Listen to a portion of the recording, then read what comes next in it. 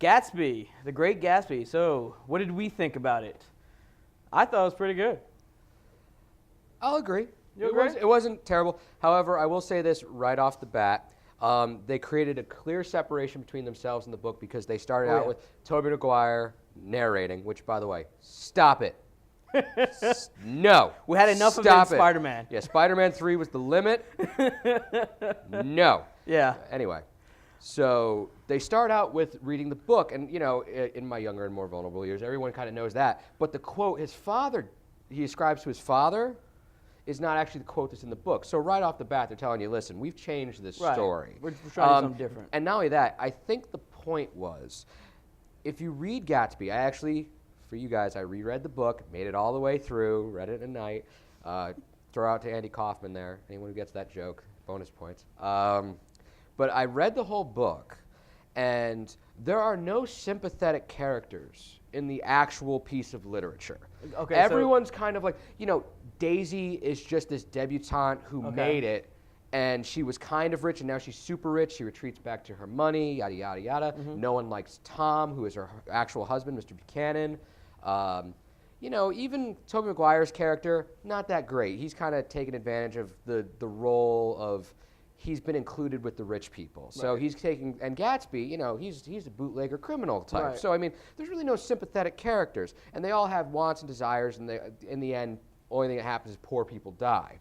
And much like life. And so you're saying in the book... So that's the book. The movie, I think they tried to make Daisy very sympathetic. Where she seems trapped. And she comes off very sympathetic. You feel like she's a tragic heroine in this book. Where she's just being stuck. Because she's being cheated out of true love, and she's being forced to marry, and there's this brute is forcing her to stay with him. And even me, I felt a little sorry for the Gatsby character because... He even seems very pure. He's like, I did what I had to earn my living, but I still have a goodness in me. Right. And not only that... I have a goal, and not only that, Tobey Maguire's character... in the book, when he says that last little not even throwaway quote, but he says that last quote, for those of you who've seen the movie, he pays Gatsby a compliment the last time they speak to each other. And he says it in a very sincere way. In the book, he goes, I didn't mean a lick of it. Like, I was always happy I said it to him because it's the last thing I ever said to him. However, that doesn't necessarily make this a bad movie. In fact, I thought it made it a decent movie. Right. What your thoughts on that? I'd actually like to hear some about the 3D as well. Well, I didn't see the 3D version, and I read stuff about it. Yeah. That it was supposedly more complicated because it was of the 3D. But I completely agree. And I saw it in 3D. Okay. I saw it in 3D, and it was a subtle 3D, and I was like, it made you feel like you were at the party because it was so subtle. It wasn't popping in your face. It was just you were just there. Right. And I was like, wow, did they actually use 3D properly? I was like, I got to eat my words on this. Yeah. But aside from 3D, just watching as a regular film, the visuals were very, very appealing. But I will say this, though, there's one flaw to it. They had to use a lot of digital type of editing and camera movements, and you could also see a lot of green screen. Well, yeah, especially with Leo and everything like that, because he was just so tan. Right. But not only that, but there's just certain areas where they're shooting plate shots where there's all green screen behind the characters, and sometimes you could tell, I could tell, that there's a slight difference between the two. Well, you feel something's amiss. Right. Like when you stare at it, you know the difference between, it's not a painted mountain background from the RKO pictures, but it's... But on the positives, I think superior acting.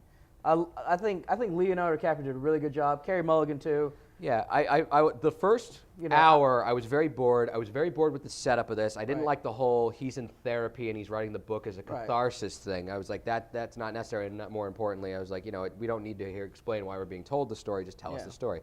But however, Leo's presence, the second he got on screen, they did that very well. And I think that's because it was so overdramatic. And here's somebody, the director. Baz Luhrmann. Thank you. Yeah, you say it more proper than I do. But all the things that made some of his other films such negative, like bad flops and stuff like that, besides Romeo and Juliet, you know what I'm talking about, Australia and stuff like that, where it was just overdramatic and almost silly, Gatsby needs to be overdramatic. The 1920s, if anything, were overdramatic. Right. And the thing was... And boy, did they go out with a pop. And the thing with the... or a crash. Yeah. The thing with the acting, though, just to highlight that, other than Tobey Maguire's character, because I don't like Tobey Maguire, but other than that character, when those people like Carey Mulligan, Joel Edgerton, who played Tom, and Leonardo DiCaprio. When I saw never them, have I liked a villain so much. Right. Like you couldn't hate him completely. But whenever I saw them, I didn't think, oh, that's Leo or oh, that's Carey, because I was so drawn into the character. Yeah. And one thing you were talking about how the book is so. I will say this though, the Gatsby voice was not selling it. Like his acting was fine, but his old sport, I was like, I'm more Gatsby than that. Come on. Yeah. Anyway, but you talked about how the book was so long and drawn out and boring.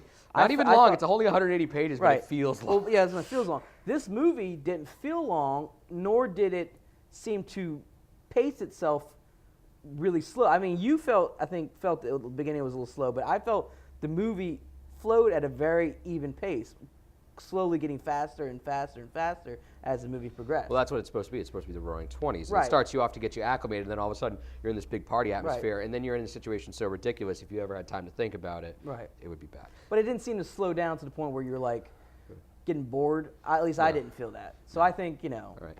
I'm going to give my quick 2-sentence synopsis here. I say matinee it, which is very surprising for me.